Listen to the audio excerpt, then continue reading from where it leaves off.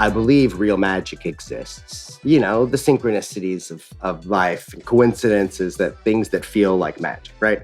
I don't do that. That's too real. That's too hard to predict. I do prestidigitation magic, which is the use of skills, sleight of hand, psychology, science, to exploit all those things to willingly fool you. You know it's not real. I'm telling you I'm going to do a trick that's going to fool you, and then I fulfill that promise. That's what magic is for me. To give you a temporary escape from reality.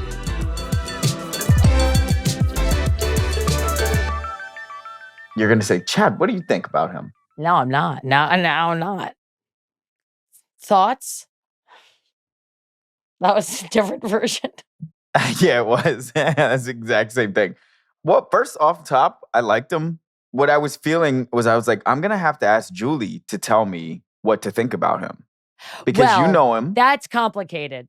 I kind of got that vibe. Can you tell me what to think about him? No, I adore Justin Willman is our guest today on Quitters, and he is a magician. I used to have an insane crush on him. Oh. And I felt very sure he was the one that got away. I was like, that was Really? my guy. Now I obviously know him as a father, as a husband, as a professional, and we work together developing something. I think he's a really cute guy and everything. I don't think he's the one that got away. He's in the perfect relationship. I am easily charmed by him. Is the short answer. I'm very easily charmed by him. Two things. One is his baby cried while we were recording. Rachel said in the chat to mention that. I thought that was sweet. I didn't mind that at all. Yes, that's his brand new baby. Yeah, that's so interesting. I mean, look, I miss most of the things. That's so weird. That flashed in my head for like 1 second. I was like, I wonder if Julie ever dated this person. No. Okay. Definitely did not. Did not. Met him when he was in a relationship with friend of a friend. Always thought he was so cool. I tend to get involved with people where I'm driving the train. When Justin enters a room, he drives the train.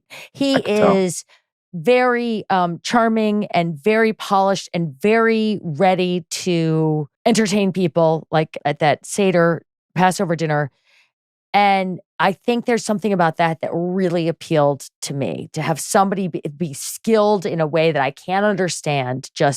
I loved that. I mean, I think magic is super interesting. I also think that the people who exact magic, there's something about them. I don't know how to like get underneath this person, but I can tell he's like so crafty and about like keeping the things where he wants them. So I kind of like gave up on that and just focused on just be present and just like have the conversation, you know? I agree. I think that sometimes it's a little bit like a magic trick itself. It's not something you want to take apart completely. You want to find out about it as much as you can, but don't tell me how you did it at the end.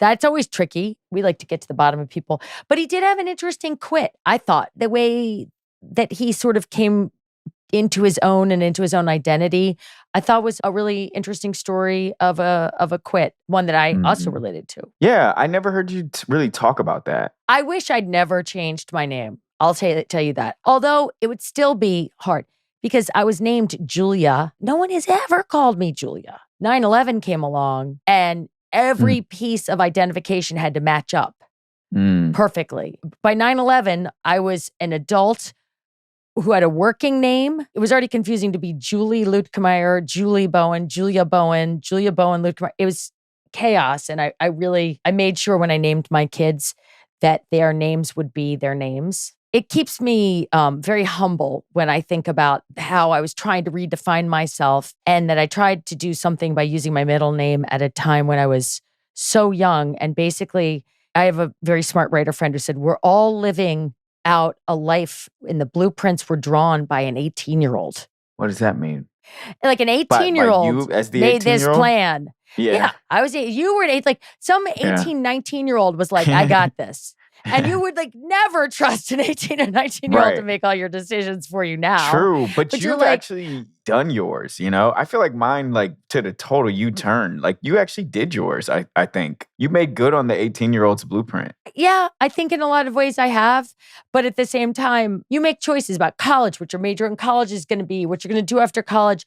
Yes, there are pivots and quits. You're quit from being a tech guy. I was going to be a lawyer. That's a big pivot. And I wonder if younger people more and more are not going to be feeling that pressure like I did, that you don't get a do-over. The idea of having a big pivot is perfectly fine. Did you tell me some statistic about how many times millennials change jobs before they're 30? Yeah, it's like 4.5. Yeah, it was. It's like once every 2.5 years now. So that's really normal. And meanwhile, I was like, well, these are the blueprints, got them stamped. Guess that's what we're doing. I'm curious about your experience interviewing people you know versus people you don't know. How are they different? I like the people that we interview that I know. It's harder for me to get distance on them, but I prefer strangers where both don't know anything. I don't think you or I ever poke to the point of discomfort, but they can go back to their life and they'll have to worry about running into you or me the next day or the next month at a party. It's like safer for a stranger. Yeah. Okay. That's how I feel. We have Justin Willman, who is Julie's friend, IRL, and also a magician, and also the host of Magic for Humans on Netflix. And then he's working on a new show for Netflix, and he is a magician. He is a comedian. He's a writer. He's a host. He's a father of 2. And we heard his baby. And we heard his baby. He's our guest this week on Quitters. It's Justin Willman. Justin, hi. We're talking about basketball. Do you have anything to say about basketball? Nothing. Horse. Damn it. And that concludes the interview. Shit. And horse. Chad, nice to meet you. Hi, Julie. Nice to meet you, Justin. You guys know each other already. We know each other. I was a fan, and Justin would be so nice and entertain Oliver at Passovers because Passover takes a long time. And Justin pulled a lamb shank out of his ear, a lamb shank, like this big. And I was standing right there and I was like, holy crap, how did you just do that? Like, the only thing I saw was you nodded to your wife.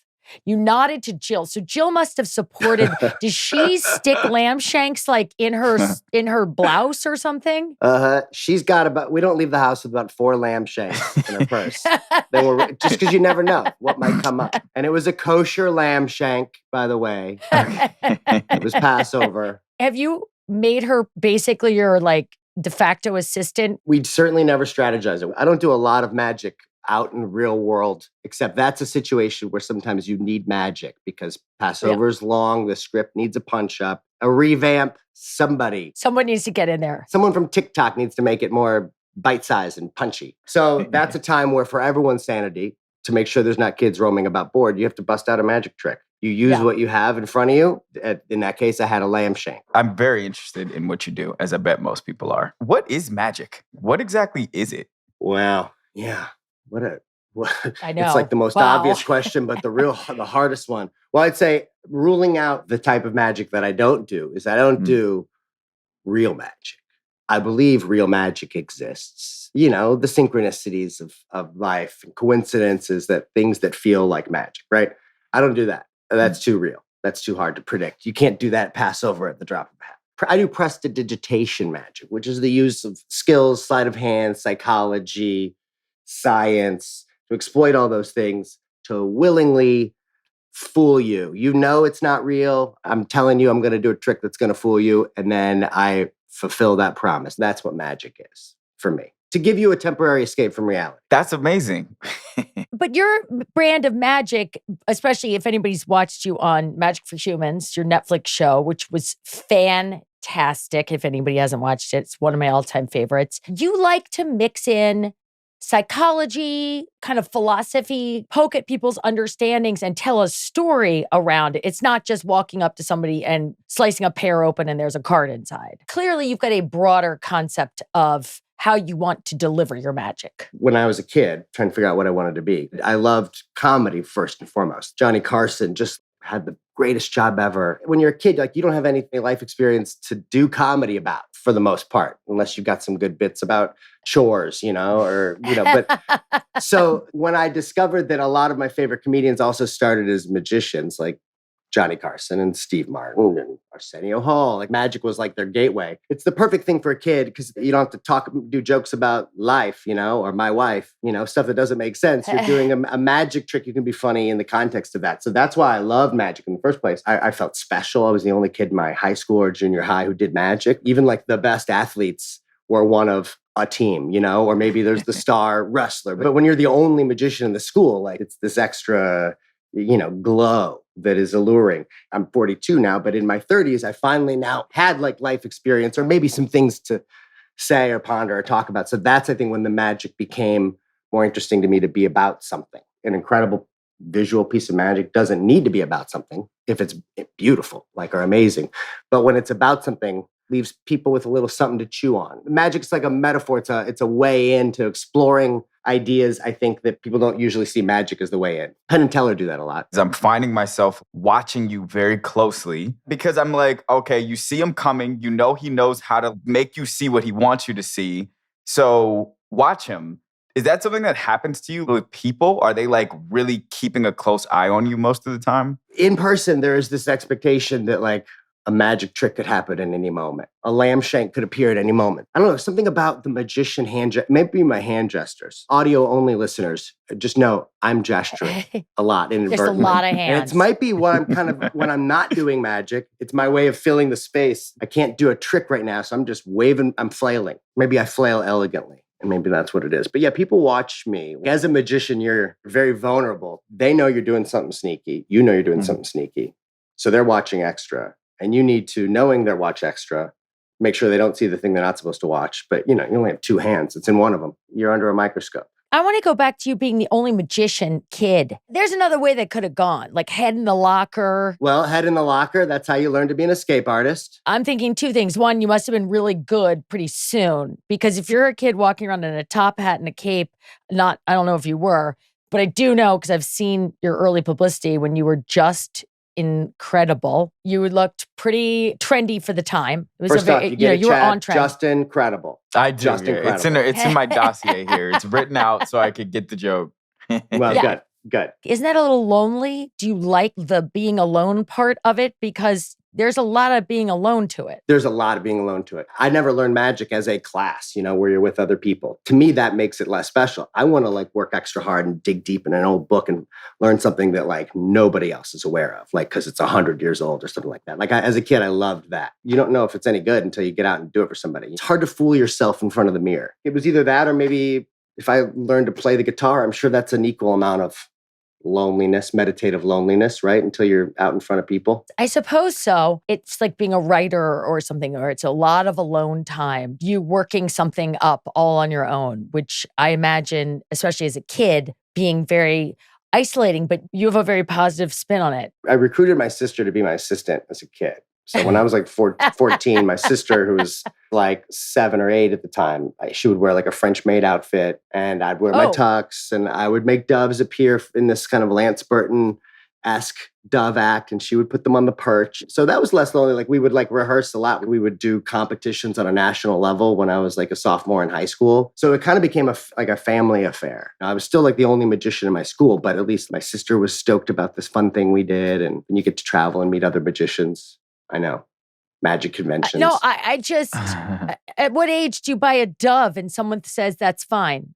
I remember my first dove. I remember her well. Her name was Miss Daisy, and I was probably 14. And then by 15, I had 6 of them. Did you keep them? In a... Yeah, we had multiple cages on our porch. I probably had up to 14 doves at once. Oh my God. Mm-hmm.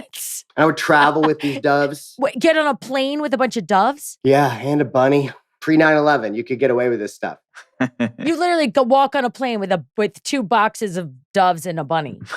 Yeah, on my way to work. When I was a kid, I wanted to do sports. I wanted to do acting. I wanted to do plays. I was on TV. I did all that stuff because I think on some level, I just wanted people to watch me. I wanted to be able to hold their attention. Is that what was going on here? 100%. Did you want to make them say, wow? Yes, exactly. I want them to be wowed in some sort of a solo light. In high school, I golfed and I was on the wrestling teams. They're teams, but you're alone.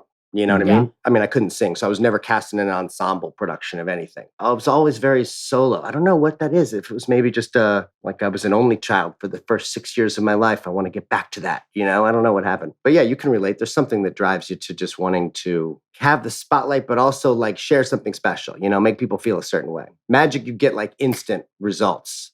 You know, like you can turn someone's day around. Maybe this is a big part of it. It's maybe different than other things. You can be an amazing performer as a kid or an athlete or a musician, but your elders, even your teachers, they know how you're doing what you're doing, even if you're really good at it. But with magic, you can do a thing that adults don't know how you're doing this. If there was a kid who's doing kind of like a beautiful mind math, you know, who amazing their teacher, that's one thing. A teacher, your job is to educate me, and I'm doing a magic trick casually after science class, and you're kind of like, what the hell? How are you doing this? It's a empowering thing for an awkward kid. It's like you flip the status with somebody, like your scary history teacher is suddenly going, how did you do that? But it's also a way, and this is me painting this because I'm a weird loner, of keeping a distance though. A lot of photographers I know, they always are carrying the camera. It's not just because they can't wait to get the cool picture, the neat shot that they're thinking about.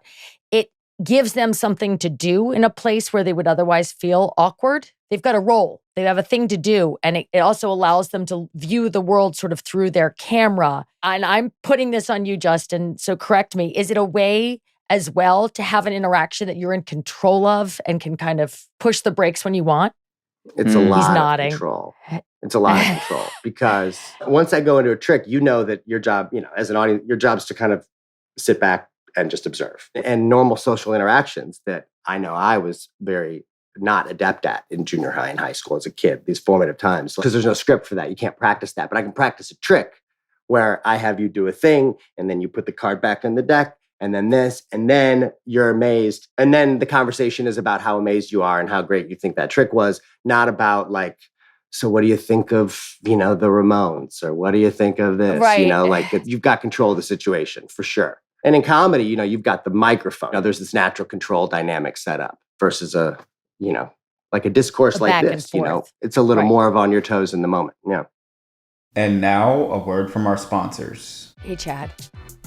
Hey, Julie. Guess what I am? A person. A mother. I'm a mother of 3, and it's Mother's Day. You have a mother.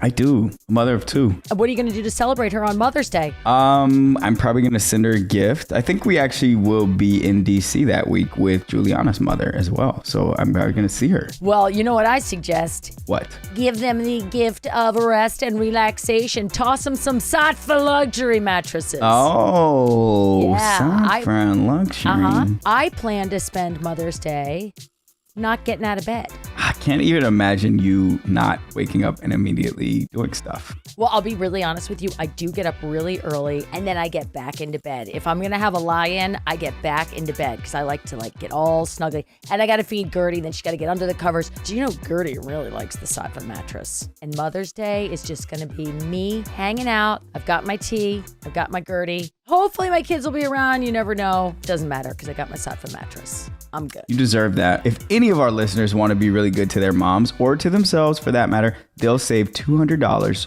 on $1,000 or more at sattva.com/quitters. That's SAATVA.com/quitters. In honor of Earth Month, we're offering a collection of brand new, limited time only recipes made with sustainable, earth-friendly ingredients all throughout the month of April. Think premium recipes featuring sustainably sourced seafood, organic proteins, produce, and eggs, and ingredients with a low carbon footprint. I know you love that, the low carbon footprint. I do love that Green Chef cares about the earth, and they're really showing how much they care during Earth Month with all these cool new recipes. I am, spoiler alert, not a great cook. But I can make a quesadilla, and Green Chef makes it even easier. All the ingredients come to my house. It's all organic, and it has a low carbon footprint. Bam. And they even have options for every lifestyle. They have keto, protein-packed, vegan, vegetarian, fast and fit, Mediterranean, and gluten-free. Are you on any of those things, Julie? I was just looking at those. I do not relish spending a lot of time in the kitchen. Every now and again on Sundays, I like to cook with the kids, and then we take a little bit more time. But ordinarily, you got to pump those meals out, and Green Chef makes it so much easier. And it makes it easy to feed my kids in a way that is healthy and does not abuse our beautiful earth. Go to greenchef.com/quitters60 and use code quitters60 to get 60% off plus free shipping. Go to greenchef.com/quitters60 and use code quitters60 to get 60% off plus free shipping. Can you tell when you are encountering someone who is going to be difficult to fool? Well, you know when someone's not a magic person. Like Julie's difficult to fool, I will say. Julie, you like watching, you're game, you're in it, but you, not that you're difficult to fool, you are open to being fooled. I love being fooled. Yeah, but you will admit, like when you're watching a show, like you can see other people who are looking where he wants them to look or doing the thing, and you're kind of like, no, I'm taking it all in. I'm scanning. Okay, there's this. Wow, look at his tie. What was he thinking when he wore that tie? Like everything, right? You're kind of analyzing everything, and sometimes you'll catch something that you didn't want to, right? Well, no, but that's why I like your comedy, and I saw you perform live. Were you just on this stage at the Hollywood Roosevelt, and it's sort of a series of cool tricks are happening, and there's a printer, and it prints out some paper, and he gets it. It's part of another trick. It's just there's a functioning printer on the set, and it never moves, and all of a sudden, he just hammers down on the printer, and it crunches. It's just a piece of paper, but we just saw it print. I mean, that was the kind of thing where you just go, I have no idea what's going on. And you really start to wonder if up is down. It definitely makes you feel dizzy with the possibilities. To me, that was impossible. That in your wife coming out of a small bag. But Chad, to circle back on that, Julie was in the audience. The audience members are kind of in their seats. Whether or not someone's difficult to fool, I don't think about as much when I'm on stage. But I used to do close-up magic or strolling magic, where it's kind of like all my props I've got on me, deck of cards, some rope, this, and you're kind of mingling at a party. And that was like my bread and butter for years. Even like walk around at a restaurant, you can get a spidey sense that somebody's going to be a real dick, or they're going to reach in your pocket to try to pull out the thing. Like those are really obnoxious. As a magician, you learn to actually handle and circumvent. Like I'm so grateful for all that. I started the show by saying that like there's two types of people who come to my shows. There's people who love magic because they love the way it makes them feel. They don't want to know how it works. And then the second group of people are the people the first group brought with them, the plus ones, who just come because they would never seek out a magic show on their own. There are people who are not those types of people. And I want to, bring them both in, bring both sides in. Because obviously every magician started as a bit of a cynical skeptic. They needed to know so bad that they found out. Versus the people who are like, I really want to know. I want to figure out how that trick works. Those people aren't a problem. That's a natural thing. What traits predispose someone to being a good magician? I think I just heard one, which is cynicism, curiosity. You become a magician because you're so amazed by magic. How could that be possible? Like as a kid, I remember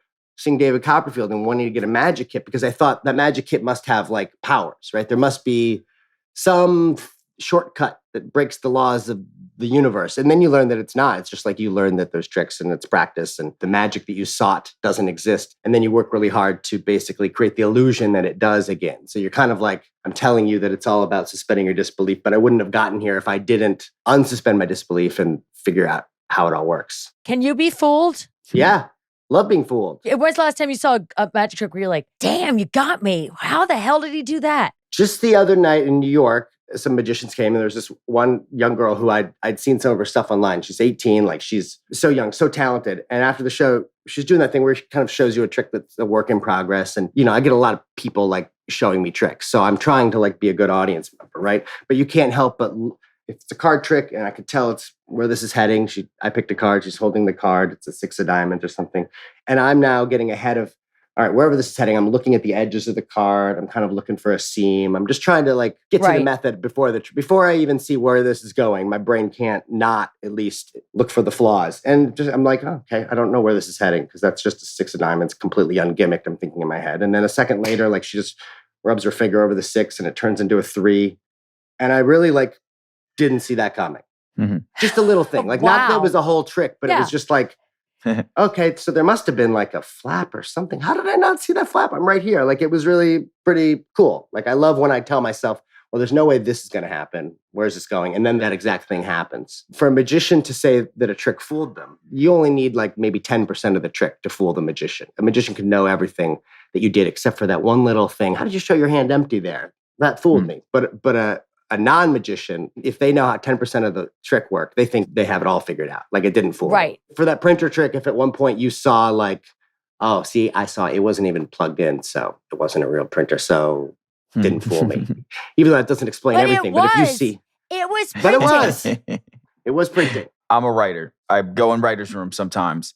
Writers are thoughtful and observant and cynical and kind of mean sometimes and creative and sometimes stuck in their brains and can't actually like do stuff they need to do in their lives. What are magicians like? Like, what are magician communities like? They share a lot of those traits that writers do, I think. But there are a lot of writers who are perfectly happy and enjoy maybe not being the ones who have to deliver the words that they write. They like having a bit of a disconnect. Yeah, I wrote that, but there's a little bit of freedom. Like you could write something for somebody that you would never say yourself because you're writing for their character. You're writing for this show. You're writing to fill this template the best way. There's a windshield between you and a little the bit thing. Because you're like, worst case, if it's like, hey, it was just a gig, right? Like like with writing, you it's a blank page and you can create something that's never existed very easily. With magic, it's a lot of the same tricks dressed up over and over again. And magicians all know that we all kind of have access to the same tricks unless you're truly like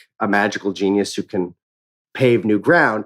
For the most part, it's like we're all playing the same cover songs. It is us. It's whatever our presentation of it is that makes it unique or different. Because magic is a bit of a subculture still, right? Most people can count the number of magicians they've seen in person like on their hand. We had this cushy spot where, I was the only magician in my high school, or maybe somebody's the most famous magician in Baltimore. Anybody in Baltimore says magic, they're thinking of Dave Davidson. I'm just making it up. So like magicians have this built-in cachet of being special that maybe, writers and other performers don't have. But also what comes with that is, you can have 20 favorite bands, but most people couldn't name more than 2 magicians that they enjoy. So compared to writers, I think it's all of that except for there's more of like a spotlight seeking, a kind of an ego, natural, a little bit competitiveness. They say, comedians can be a little cutthroat, like magicians, I think, can be as well because you're fighting for fewer slots. You're fighting for fewer pieces of the pie of magic fame.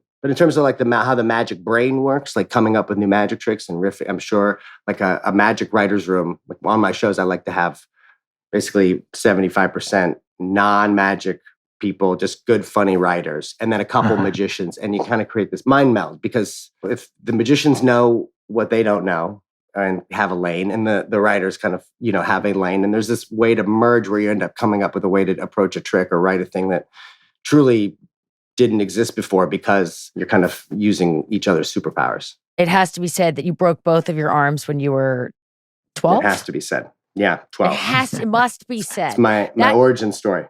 But that's pretty crazy. I mean, I cannot imagine having 2 broken arms at that. You would have to literally have your mom wipe your butt. Like it would have been like the most demoralizing thing at an age when you're just starting to experience yourself as a human separate from your parents to literally need help with everything. It must have been awful.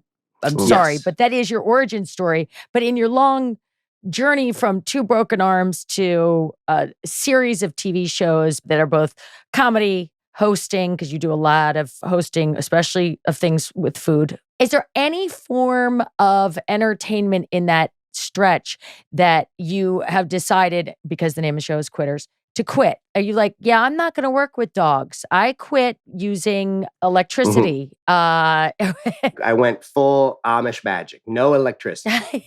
I perform outdoors, daytime. Jimi Hendrix at the Bowl, it used to be called the pool in front of the stage at the Bowl, at the Hollywood Bowl, because it used to be filled with water. And there was a bunch of hippies swimming in the water, and he got electrocuted on stage. So they had to get rid of the pool up there. I'm just pointing out that electricity can be dangerous, Justin. That's all I'm saying. It can be dangerous. Did he go unplugged after that? Probably not. He did. I don't know. Probably not. Probably No not. way. He stuck it out. He probably didn't remember it the next day, I'll be honest. Well, I quit Doves. Sorry, Doves. Why? Remember I had Doves. I had, it's a pain in the, you're taking care of 14 things, 14 living creatures that you want to be kind to and treat well. I started doing kids' birthday parties, right? That was my thing, 15, 16, as Justin Kredible. As a kids' birthday party entertainer, you learn extra skills like balloon animals, right? A big feature is like the end of the show, there's a bunny rabbit that appears, right? These are like little magical pizzazzes that then become a little bit of a crutch for years after that. So you're in college now and you busting out balloon animals here and there. You're in college and you have a bunny on your dorm balcony. Well, and your name is Justin Kredible. So there are these things that serve you so well at the time throughout college. Oh, Justin Kredible, he's that magician, he's got a bunny and blah, there comes a point where you need to ditch those crutches in order to continue to grow, right? The biggest being going by the moniker of Justin Kredible to me was like something that my mom came up with as a kid, as a stage name. Magicians and stage names, it's somehow socially acceptable, right? To have a stage name as a magician, and people don't think it's too weird. Your stage name's a pun. It's memorable. It's great when you're a kid's birthday party magician. It's great when you're like in college, touring college campuses and stuff. Oh yeah, Justin Kredible, I remember that guy. But then, I moved to LA and you're trying to also be taken seriously, maybe as a host or this or that. No one takes you seriously when your name is literally a joke, right? So for years, it was like this joke of a name, this identity, which was a joke, had served me so well to get me where I was. But my manager said, like, I'm not going to introduce you as Justin Kredible. I can't tell anybody I represent a guy named Justin Kredible. And I was so hesitant. It wasn't until I was 30 that I was like cold turkey, let me not be Justin Kredible anymore. I get all the way to college. I get to 21. But we're talking about 9 years of, professionalism in between where you were still clinging to it. What was it doing for you? The reason I got into food is I was a correspondent on the Rachel Ray talk show when it first came out. I went by Justin Kredible on my first appearance on the show. And she thought it was so funny. Came back. I did like 20 different appearances over the course of a couple of years as her magician buddy, Justin Kredible. But now I was like, oh man, well now people know me as Justin Kredible. I can't not be Justin Kredible. Like if Cedric the Entertainer was like, I'm going to start going by my real name, we would think that's so strange, but his name is Cedric the Entertainer. We're desensitized to the fact that that's a lot. Yeah. It's a lot, right? Yeah. Carrot Top wouldn't host a show about cupcakes and not be Carrot Top. You're kind of primed to like, okay, he's going to do something zany if his name is Justin Kredible. And maybe I don't want to always be zany. Is there an expectation on you at all times to be like ready to wow people? I mean, I hope you guys weren't expecting to see magic or lamb shanks in this interview. In the Justin Kredible years, maybe there's a coincidence. I knew better than to leave the house without a trick. I was raised in the magic community to think, if you can't do a trick at the drop of a hat, like, what are you even doing? And also because it's always about handing out business cards and schmoozing, right? I'm sure, Julie, before your big break, if it was ever like, you got to always have you never know if you're going to meet a casting agent, have a monologue ready to go, right? If you got the opportunity, do the thing. Thank God, no. But because I would have been really bad busting out one of my Shakespeare sonnets. It would have been a bummer. Well, me too. That's why you should have learned a magic trick. But yeah, I don't feel that pressure anymore. But I did if I said I'm Justin Kredible. Almost like I would say it like that. Right. I was going, I'm Justin Kredible. Oh, no. You might have known as a magician. So you would be introducing yourself like in a social situation as Justin Kredible? Not in a social situation, but a hotel. Yeah. What's the name? It's Kredible with a K, Justin Kredible. Oh, okay. The magician guy. I don't know when your manager suggested you leave this sort of identity behind. Because I do think it's funny, but it's heavy, your name. My name is not Julie Bowen. My name is Julia Bowen Phillips. My maiden name was Julia Bowen Luetkemeyer. No one ever called me Julia. No one can say or spell Luetkemeyer. So I decided I'd use my middle name. And then I got known as that. And then when I got married, traditionally you dump your middle name and then your last name becomes your middle name. And I got married and I wanted my kids and I to have the same last name. So I'm Julia Bowen Phillips. And still, everyone calls me Julie Bowen. That's what I am in SAG. And it becomes this really weird identity thing. I kind of got to a point for me where I'm like, I don't care what you call me. I don't know if that's good or bad. I don't know. How did you feel about leaving Justin Kredible behind? Was he an identity of yours that you were sad to leave? How did you feel about that? I guess part of it was like me thinking like I'm starting from scratch from a branding level, right? But essentially that's, I think, what I was wanting to be Justin Willman, like this name that had zero attachment or expectation, just an ordinary name, which Justin Kredible wasn't. So Justin Kredible, when I was that kind of magician, just the name alone, I've already got you already know something about me. That's the problem later, is that you think something about me afterwards. It was letting go of maybe that branding thing, but I think just letting go of a little bit of pizzazz right off the bat, like that as a kid magician, I felt like was worth its weight in gold. But I think that narrows you to being a variety actor, or at least like the Amazing Jonathan, incredible. But his name, he goes by the Amazing Jonathan, rest in peace, who was one of the greatest comedy magicians, right? But he had its very, very specific spot in entertainment culture, just like Cedric the Entertainer. The fact that he has done it all, and his name is a moniker is a great testament. Maybe I was wrong. Maybe I should have stuck with it. Maybe I should have stuck with Justin Kredible. It's not too late. I get it. It just feels like it's, again, part of that distancing, part of that control thing. Sounds like it can turn on you later, but right from the get-go, you're establishing this artifice that is a protective, performative shell. And there's nothing wrong with that, especially as a performer. But then to be a performer without that shell, I'm assuming meant an increasing confidence on your part. To circle back to what you guys mentioned earlier about why you became a magician. And I was saying, and I was, in my 30s when I wanted to do magic that was about a thing. And I think that coincided with when I was like, okay, I'm ready to shed the code of being like that magician with pizzazz with a name like Justin Kredible. And then now let me just start from scratch and be a guy who you learned as a magician. And now I present magic in a way that makes you think more about things. I think once I was ready to shed that moniker and the power that came with it, I was able to be more vulnerable, authentic. One of my favorite movies is The Prestige. I've watched it probably like 8 times. Every time I watch it, I think it's about something different. Most recently, I'm like, oh, this movie is about commitment. If you want to be the best at this thing, your life has to be about it. I'm curious to do what you do at your level, which is like the pro sports level, basically, is how I would look at it. Like you're in the NBA of magicians. What's the level of commitment? How deeply do you have to be in it with your whole life? In my 30s, there was the touring colleges and just trying to do a show every night and adding new material and like workshopping it. Those were like the paying the dues, like the spring training prelude. Once things started clicking, I would say my life became more like the technical aspects of performing and presenting and writing the words. I was never like a sleight of hand guy who's like learning these moves that require a couple hours of practice every day. I would be a monster with stage time, could never, get enough and want to exploit every second of it. Now I would say when we're, working on a new show or like some big use of magic, that's where it becomes a team, that's where it's me and maybe the 6 to 8 people who I love making stuff with, who are magicians and funny people, and my go-to director, who together can kind of have a mind meld, maybe like a team who can come together and create something much greater than the sum of its parts. And that's where everyone's skill and brilliance can shine through and cover up my own lacks of skill and brilliance. I love that we started talking about basketball and here we are, the NBA of magic. We're back. It's all back. I know. It's all the full NBA circle. magic.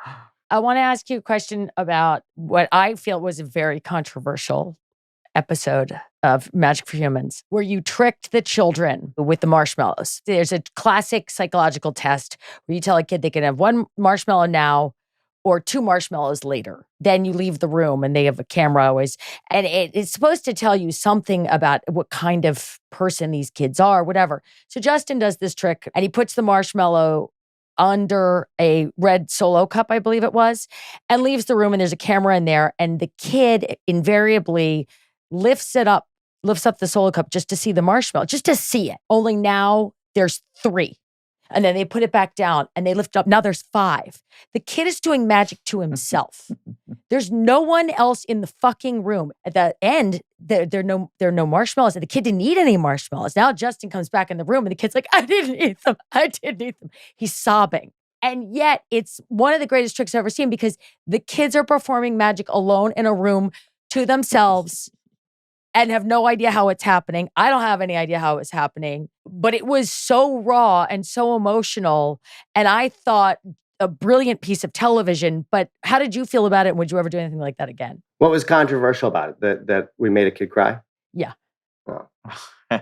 Yeah. I recall you saying on it when you're watching it, looking at a 2-way mirror, looking at the screen going, oh no, like it hit you a little too. You were like, eek, we didn't want to hurt you. Oh yeah, I felt so bad. I know.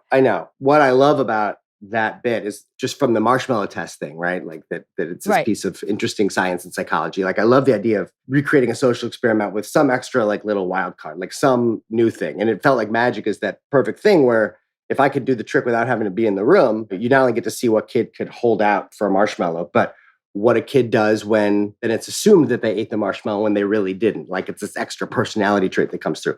I did feel bad when this kid cried. I showed Dan Levy, not Levy, is one of my best friends, a stand-up comedian and a great writer and showrunner.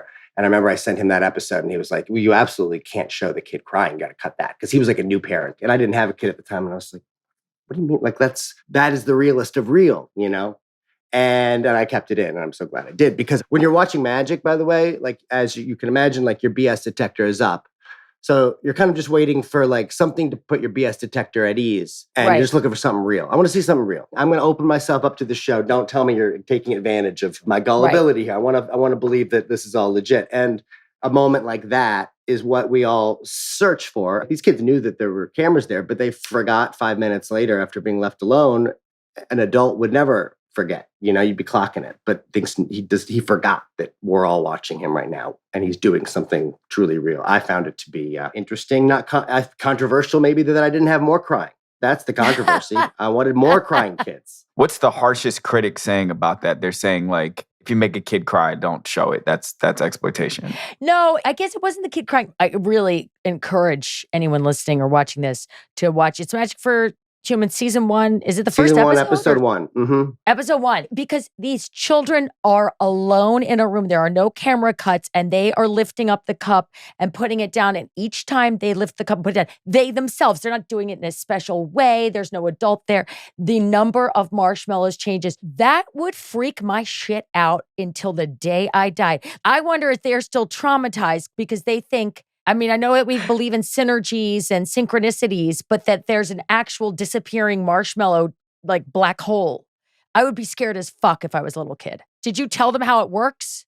Oh, no, of course not. Oh my God, no. That's what's controversial. I would say just telling them that it was a magic trick. Most people telling them it's a magic trick, I don't need to know how it works. I just need to know, like, okay, that's not the devil at work here. Like I can breathe. Past 6 months, I've been working on the show, which is kind of technically a hidden camera magic show. Normally when I do magic, it's for people who know I'm a magician. It's a safe place, right? I can take a chainsaw on stage, cut somebody in half, and if it looks incredible, like I would get applause, right? But if I did that same thing in Home Depot and I'm just a dude, I would get arrested, right?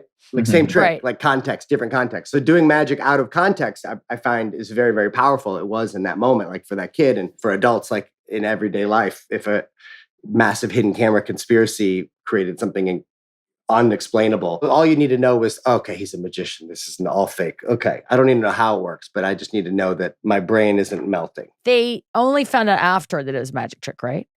Mm-hmm. And I gave them more marshmallows and they forgot about everything. I don't know. I'd like to call one of those kids up now because to me, I think I would think for the rest of my life, anything is possible. And maybe that's awesome.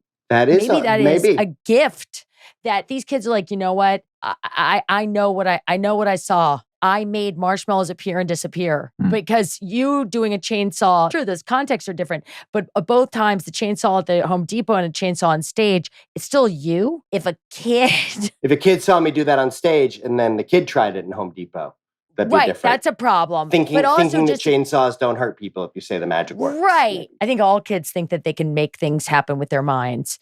And you actually confirmed that for them. I do this thing with the garage clicker. When my son and I go out for a walk or go for a bike ride or something, where I'll have him say the magic words to open the gate or open the garage. He goes, magic, and he goes like this and the garage opens. And I'm just casually hitting the button in my pocket. We all could do that. I'm pretty good at it because for years I've been hitting buttons in my pockets for different tricks. Right. No spoilers. My son genuinely thinks that he's able to open doors with his voice. Here's how that backfires is when I don't have the clicker in my pocket and he comes home. And he's like, magic. And then he's kind of frustrated, like, magic. And he'll do it a bunch until he gets like really like, why is it not working? And that's where I have to like make up for the false expectation. I have to work my way out of that one. Oh, it only works once a day. We use the magic or whatever, but it's harmless, I think, just to I think it probably is. Some non-denominational wonder. I mean, is there a stop point on that? Is there like some line of responsibility where you can't overly fuck with people's sense of reality. Does a magician have responsibility? Is there any kind of like code? Some people would say that, psychics and mediums maybe are preying on a little bit of that suspension of disbelief on adults, right? For financial gain. Some people get a lot out of it, right? But some people lose a lot from it. There's an honesty, I think, that comes from magic. Was it Oliver who I pulled the lamb shank from his ear? The lamb shank. If he said, like, is that real? I would tell him, no, it's a magic trick, right? I wouldn't have to show him how it worked, but I don't think he still lives his life thinking that he's got lamb shanks in his ears on demand. And that's sad, because wouldn't that be nice?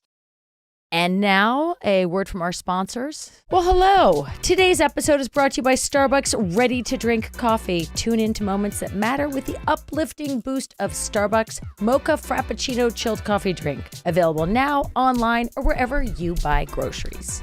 Do you like coffee? I do like coffee. I have some coffee right here. I'm a little lazy. I don't like waiting in line for it. Even as easy as they make it now, you do it on the app, all that. I like it right out of my cupboard. That's why I like Starbucks Ready-to-Drink Coffee. That's right. You got to drive carpool. I mean, I wish I could stop, but then if I stop, then the kids want something. Sorry, I just want my own. So I just get Starbucks Ready-to-Drink Coffee, grab it. I'm doing carpool. I'm awake. I'm ready to face the day. Life moves fast. Starbucks Ready-to-Drink Coffee delivers an uplifting boost that helps you tune into the moments that matter wherever you are. Yeah, I like the range of the Starbucks Ready-to-Drink Coffee. Whether I want to grab a Starbucks Frappuccino chilled coffee drink or a Nitro Cold Brew, my favorite. They have 4 delicious flavors of bottled Frappuccino. They have mocha, vanilla, which is my favorite, caramel, and coffee flavored Frappuccino. Starbucks coffee ready for right now. Shop the full lineup online or in store wherever you buy groceries. Well, you did do another one on Magic for Humans, which is really a theater piece in the park. It's social experimentation. He tells this person that he's going to cast some spell. Justin's going to cast a spell on this woman or man, I don't remember, and make them invisible. But what he's really done is told everybody in this wandering sort of part of this amphitheater park thing to ignore this person no matter what. And this person starts to believe that they are invisible. Justin's actually performed 0 magic, which is what's so fascinating about that trick, is that there's no magic other than the magic of what happens to that person's brain when they believe they are invisible. And there's giddiness and fear and excitement and then like testing boundaries. That to me seems so awesome and so scary all at once. And I want to go back to what Chad said. Is there a line for you where you're like, I can't cross that line? I would never want to make you think that you caused someone bodily harm or death. There are a lot of tricks that make it look like the magician died or didn't escape from a thing. Putting any unnecessary emotional stress on you like that was really cruel for the most part, unless you kind of have it coming in. And I say that because on the show that I've been working on, like, some people like have been doing that to their sibling for years, making them think that they ran them over, you killed this. There are exceptions to that rule, but for the most part, like, I'm very quick to swoop in. I get people messaging me who say, Justin, can you help cure my nephew's illness? People who are just searching for something to be. If I do my job well enough as a magician, even though I say I'm a magician and it's an illusion, some people think I know that's what you have to say, but it is real, right? You know what I mean? There are people who really believe that I and other magicians have, some supernatural ability. And I'll get people who message me asking for help with things. And I have to politely explain that I'm not that kind of magician. I don't want to tell them, and that doesn't happen, whatever you're looking for doesn't exist, because who the hell am I supposed to know? But yeah, I don't want to give people false hope. I did a bit in Magic for Humans where I convinced people I was removing their NSA chips. Clearly, I thought tongue-in-cheek, tapping into conspiracy hysteria. Right. This was several years ago. Once a week, I get someone emailing me or messaging me or DMing me asking if I'll remove their chip for them. They're like, I think I've been chipped, like the people on the show. Oh my God. How do I do it? Can I remove it myself? So I sell them a remover, ship it to them. That would be amazing. Chad, do you know who John of God is? No. John of God? John of God, kind of like the amazing Jonathan. In Brasilia, you go down there and you pay an enormous amount of money and you wear all white and the whole town wears white and you go there to get healed and you go there to have him pull cancer out of your body. And it is a magic trick. I have no idea how the trick is done. I'm sure Justin does because he's pulled chips out. You could probably pull an ugly looking tumorous thing out. To me, it's Whoa. like the most unethical thing in the entire world. If there's a placebo effect that helps some people, that's fantastic. Do you, as a magician who actually knows how that trick is done, if you saw something unethical like that, would you feel an obligation to step in and be like, no, you're paying $5,000 and I'm going to show you that literally, he's a charlatan. Yeah. It's a technique called psychic surgery, which, like the chip removal thing, was inspired by. Like James Randi, famous magician and debunker, would go and expose like how these charlatans would palm chicken spleens and stuff. Just using sleight of hand and make it look like they're just like pulling a lamb shank out of your son's ear. And I could have charged you $5,000 for that, telling you I removed his unfunny bone. I don't know. But that's the same trick. It was this big. Yes. That's the same trick, but it's still happening and people are still paying for it. Yeah, I do feel moral repulsion to that and an obligation to do or say something about it. And magicians have always been that debunker, in that these techniques and skills are meant to be used for entertainment purposes with consent, as opposed to passing them off as real and authentic. Harry Houdini used to, for the last decade of his life, was dedicated to debunking spiritual mediums and psychics, because they were using magicians' tricks and passing them off as real. I'm not as vocal and ardent of a skeptic, debunker like that, but magicians have a history of being very motivated at protesting that. Do you see any other professions or even just like character types of people as also magical, and not in a cynical way, but like someone might say, whatever, the way Pat Mahomes throws a football, like there's magic in that. It's not technical. It's beyond what we thought was possible and believable, but it's happening and I see it, but it's doing something to me. It's making me say, wow, that's an example I'm using. But do you look at anything or anybody that way and say, wow, that's magic? I remember like seeing, a movie like Eternal Sunshine of the Spotless Mind, or some Charlie Kaufman movie where you're like, how does somebody pull that out of their head, or adaptation? Like that stuff feels magic, or like Memento, or even like Sixth Sense are almost like cinematic magic tricks to me. You're watching, okay, something's gonna, and then at the end, like, oh my God, the trick or the punchline, you're like, to truly not see it coming is a beautiful thing, to truly be fooled, right? Because I'm sure you watch a movie and you're thinking, where's this going? What's the twist? Like an amazing guitarist or an amazing athlete, like you can see the skill. Simone Biles, you're seeing how does their body do that, right? As a magician, though, like we have to hide the skill. You don't want to see me sweating and fingers contorting to do a trick. The magic needs to feel like it's just effortless, right? Magic just needs to happen, right? Because like it can't help but happen, versus an athlete where you're seeing the hard work. As a magician, I'm trying to hide the hard work and make it feel just effortless. And maybe that's how it's a little bit different than other peak performers, right? It's on display. You're watching John Mayer's fingers as he's playing guitar, right? It's like, I can't do that. One of the things that's become clear to me during this interview is, Justin, it's kind of a young man's game. I know that experience is key when it comes to how you control an audience and how good you are at tricks. But I'm older than you. I have a trigger finger. Like shit starts to happen with your dexterity. And much like a pianist or a surgeon, sometimes it's not older person's game. Now you're only 42. You've got tons of time. Is there anything that you could see making you quit the magic gigs? When COVID came along, I hadn't gone a week without performing live on stage, right? Magic expressed itself as a live performance. So I felt like I wasn't a magician if I wasn't on stage doing the thing, get it, only as good as your last show. So I had to kind of redefine what being a magician was for a little while. Worked on projects that maybe utilized the magician's brain or the magician's POV more than the magician's performance. Julie, we've collaborated on some things that are about comedic take on the world of magic, but don't involve me like doing the thing, which probably wouldn't have ever happened if I didn't have to pivot. And we all kind of had to pivot in a little bit way. So I love performing, but I don't like being away from my life now that I have 2 kids for too many days at once. When I was doing the Roosevelt, it was so fun at the beginning, but I just can't become a routine where it's just like, all right, every Thursday and every Friday and every Saturday, same stage, same kind of crowd. Like I need something different. So there might be a world where I scale back on the need to be in the spotlight. No time soon, though.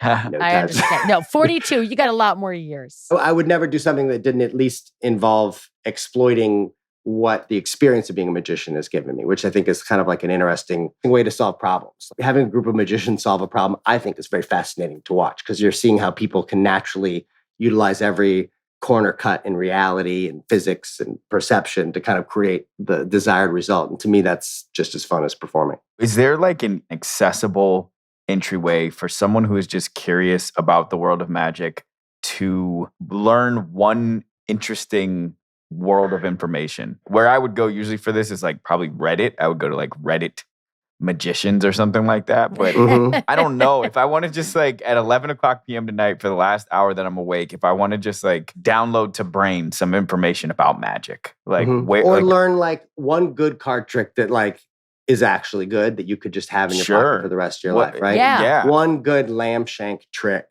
One lamb shank. Or even just something about the psychology of like what you do. I'm curious. Yeah. Yeah. I grew up on books. I would go to the magic section of the library, which I think is 793.8. That's the Dewey Decimal System. That's a nerdy thing, and I might be wrong.